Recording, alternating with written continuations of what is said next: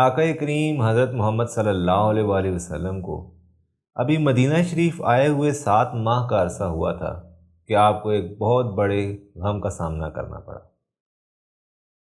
آپ کے ساتھیوں کے بہت قریبی ساتھی اور آپ سے والہانہ عشق کرنے والے حضرت اسد بن زرارہ کی اچانک وفات ہو گئی۔ حضرت اسد بن زرارہ وہی شخصیت ہیں جنہوں نے سب سے پہلے آقا کے ہاتھ پر بیعت کی تھی۔ آقا ان سے بے پناہ پیار کرتے تھے۔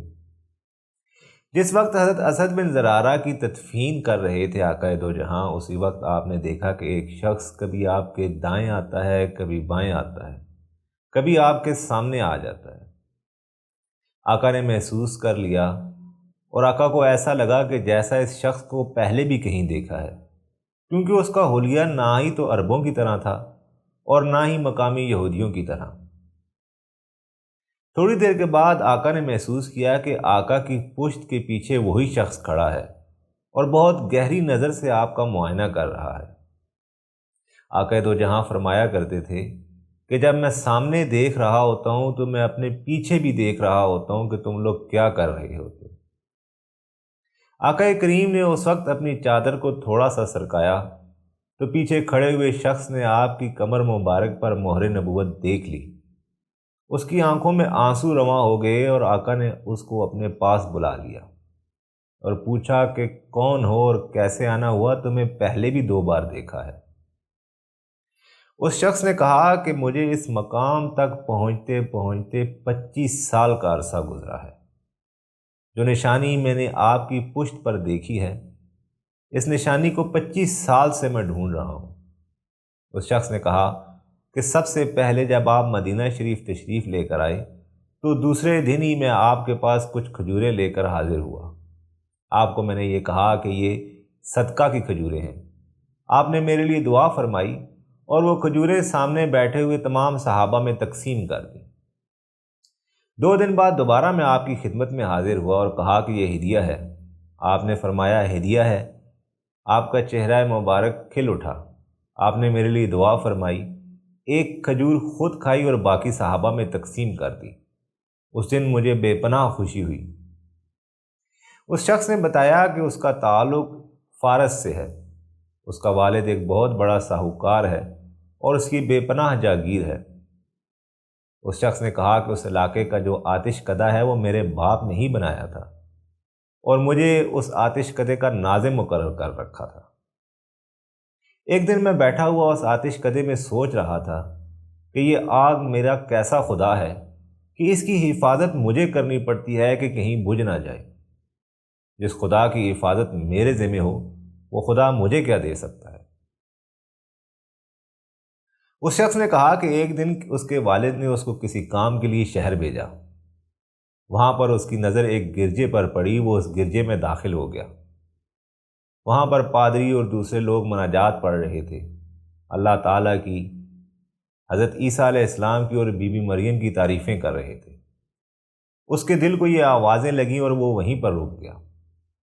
شام کو پادری آیا اور اسے اکیلا دیکھ کر پوچھنے لگا کہ ابھی تک یہاں کیوں بیٹھے ہو؟ انہوں نے فرمایا کہ میرا دل یہ کہتا ہے کہ یہ دین سچا ہے۔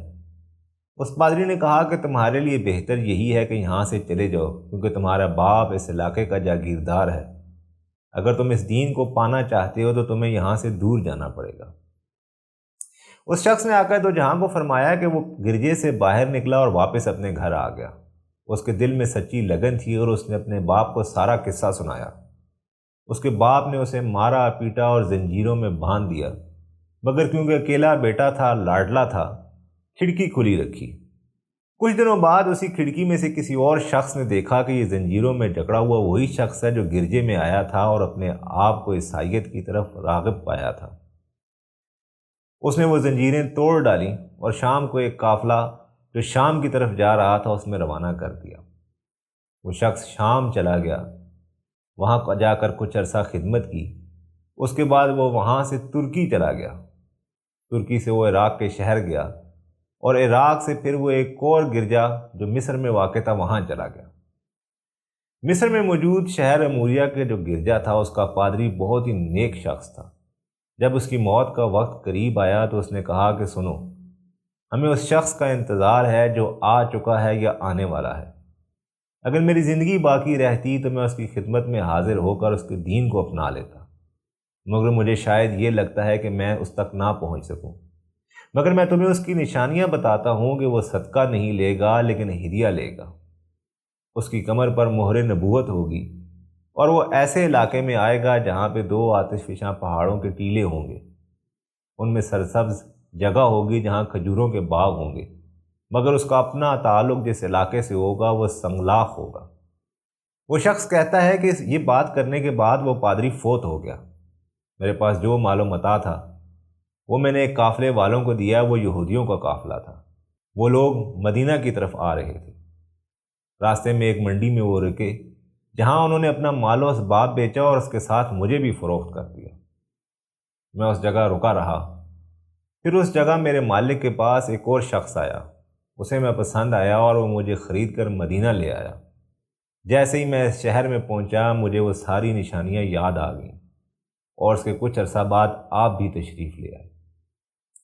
آقا کریم صلی اللہ علیہ وآلہ وسلم اس شخص کی باتیں سن کر بہت خوش ہوئے کہ اللہ نے جس کے دل میں امید پیدا کی، جسے ہدایت کا راستہ دینا چاہا، اس نے اتنا سفر، اتنی تکالیف برداشت کی اور 25 سال سے اپنے شہر سے اپنی جاگیر چھوڑ کر صرف اور صرف ہدایت پانے کے لیے اس راستے پر چل رہا ہے۔ یہ بات کہہ کر وہ شخص چلا گیا، اور جب کبھی موقع ملتا وہ آقا کے پاس آتا رہتا۔ اسی اثناء میں 4 سال گزر گئے۔ آقا نے ایک دن اسے کہا کہ اپنے آپ کو اس غلامی سے آزاد کراؤ۔ جب اس کے مالک سے بات کی گئی تو اس نے کہا کہ کھجوروں کے بے تحاشا پودے اور اس کے ساتھ مجھے سونا چاہیے ہوگا۔ آقا نے اس کو سونا دیا اور کھجوروں کے پودے لگائے، اور اس طرح سے وہ شخصیت آزاد ہو گئی اور آقا کے پاس آ گئی۔ آقا کے ساتھ اس شخصیت کا عشق اتنا والہانہ تھا کہ مہاجرین کہا کرتے تھے کہ آپ نے ہماری طرح ہجرت کی ہے، آپ مہاجر ہو، اور انصار کہا کرتے تھے کیونکہ آپ بنو قریظہ میں رہے ہو اس لیے آپ انصار ہو۔ اس شخصیت نے آقا سے کہا کہ بتائیے کہ میں مہاجروں میں سے ہوں کہ انصاریوں میں سے ہوں، کیونکہ دونوں بھائی مجھے اپنا سمجھتے ہیں۔ تو آقا نے فرمایا تھا کہ تم میرے اہل بیت میں سے ہو۔ اس شخصیت کا نام حضرت سلیمان فارسی رضی اللہ تعالیٰ عنہ تھا۔